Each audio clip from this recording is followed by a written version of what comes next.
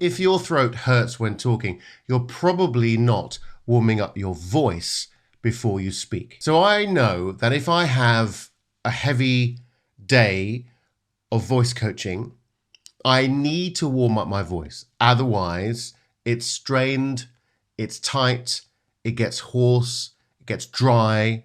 So I warm up my voice, and I also warm down my voice at the end of the day and sometimes in between sessions. I have a lot of clients that have back-to-back meetings. They're presenting, they're at a conference, they're teaching all day. Teaching is a real bugger, actually, because you're generally dealing with really challenging acoustics. So the acoustics of the room, the noise of the room, the kerfuffle or the cacophony of the children in the room. And to try to get above that sound, you're having to project your voice, and also in meetings as well. I had a client that was doing a lot of conferences in a loud, very large room in Boston. And he said, the biggest thing, he could hardly hear his client, hardly hear the person he was speaking, hardly hear himself speak, let alone the client speak. So it's a real thing if you're having to overload your voice. So voice overload is a big, big thing. So I'd like to give you 5 exercises that you can do today to warm up your voice before you speak.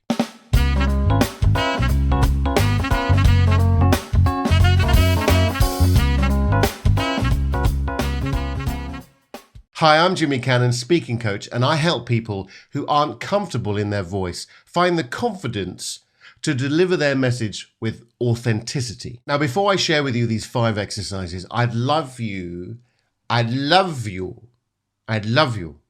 to share with me any struggles or challenges that you have with your voice. Maybe you're not being heard in meetings.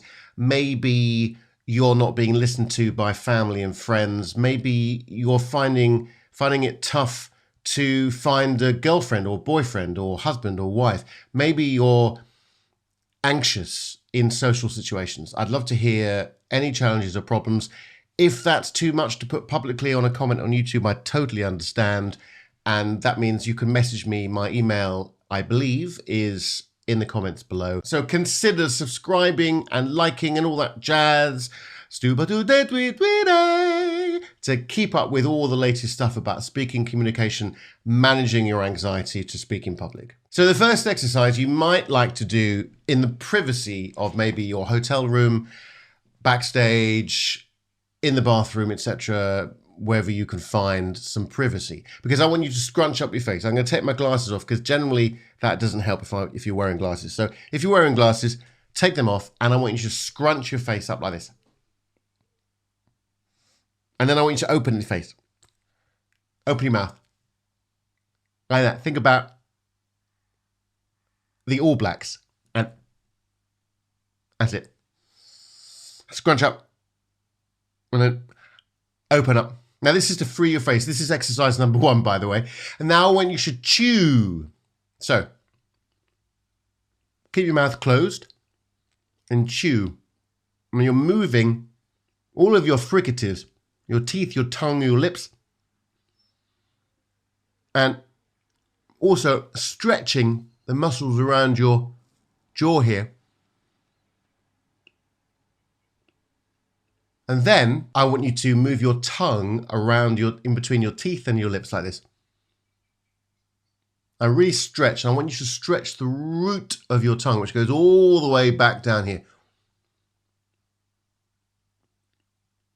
Do that a couple of times, then go around the other way. So anti-clockwise and then clockwise. So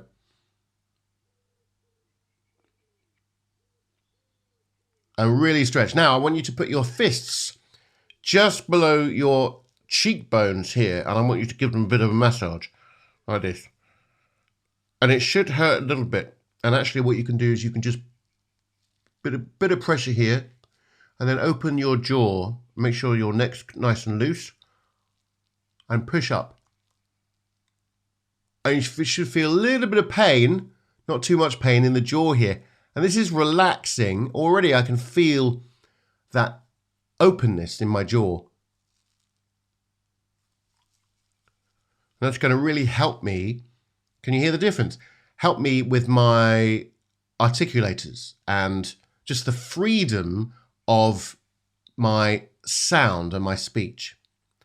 Exercise number 2 is a lip trill. Now, this is fantastic to warm up your vocal folds or cords. And because you're doing it very gently, very quickly, very briefly, what you're doing is you're elongating the acoustic energy towards more of the front rather than here. So you're taking the energy away from here, the larynx, and putting it more forward. So you're creating what's called a semi-occluded vocal tract exercise. That's what you're doing.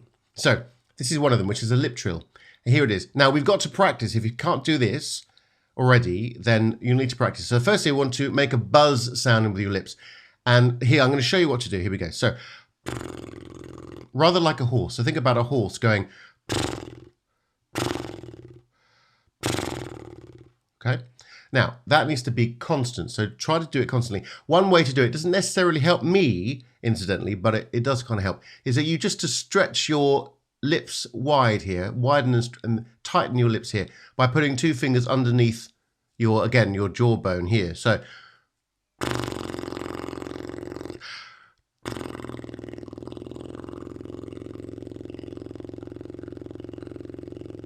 and see how long you can do that for. Now, here's the thing. The exercise is to do that, but then add a voiced sound. And what we're doing is we're engaging the vocal folds to create phonation. So it creates a sound in your larynx, a vibration in your larynx. So resonance, if you like. So here we go. So we're going to do the lip trill, and then we're going to add the sound. Right, ready? Very lightly. So I'm literally...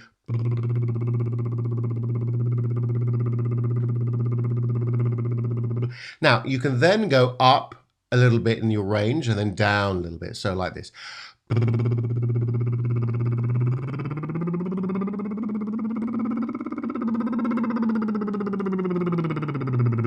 Nice and gently.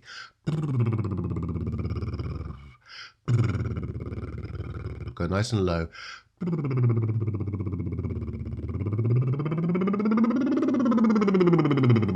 And do that a few times, just up and down.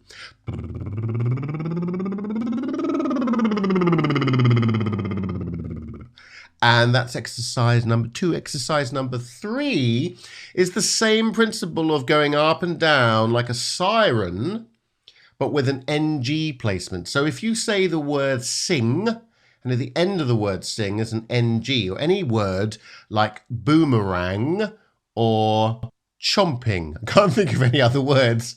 Sewing, seeing. So any of those words, give me some words with NG at the end. So you start with the word, let's take singing. There's 2 there. And I want you to hold the NG like this. Sing or singing. Very light. Don't put too much pressure here. And I want you to support correctly. Now, I have a video about supporting correctly, which actually it's really old, and I think I'm going to do it again. It's good, but I'd like to do the video again. So in the comments, if you would like me to do a brand new video about how to support your voice using the correct muscles, it's sometimes called diaphragmatic breathing, but actually you're not using the diaphragm, you are using your abdominal muscles, then put in the comments below and I will do it for you. Just only for you, no one else, for you. Okay, so singing, tongue forward and flat. And at the back, I want you to touch your soft palate. So singing or singing, singing, singing, and then go up a little bit. Singing,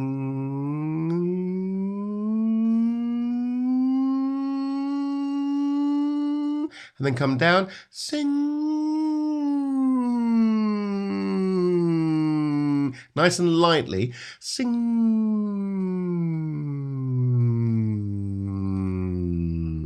Sing.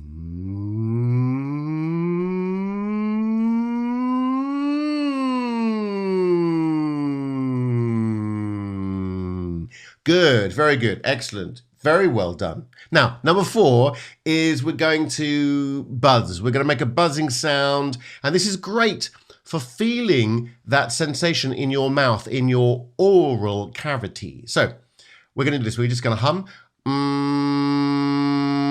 Now, if you move your tongue around, you can create these harmonics. So I'm going to get closer to the microphone like this, and hopefully you can hear. So,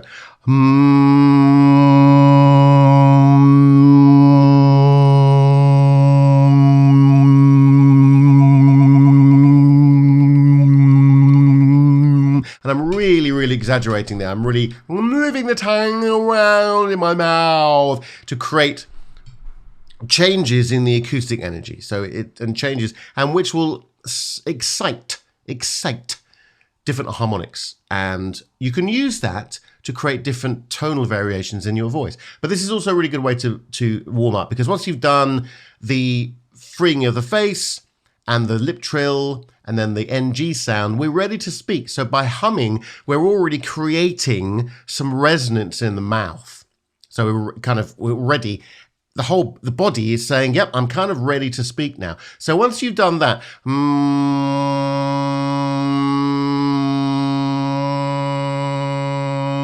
I want you to go into different vowel sounds. So you can simply say E, I, O, or U, and just do the phonetics. So E, I, O, U, like that. And from an M, from a hum, like this.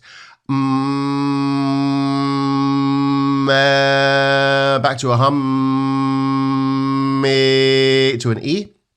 Excuse me, I haven't had my lunch yet. And then O,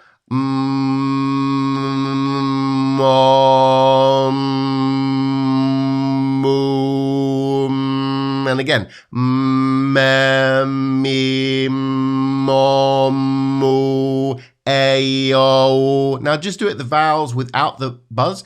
A-o, a-o. Now what we're doing, of course, we're changing the tongue position to change the vowel placement.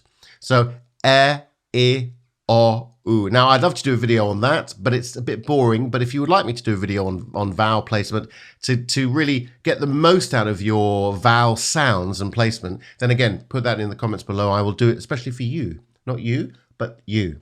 So, now,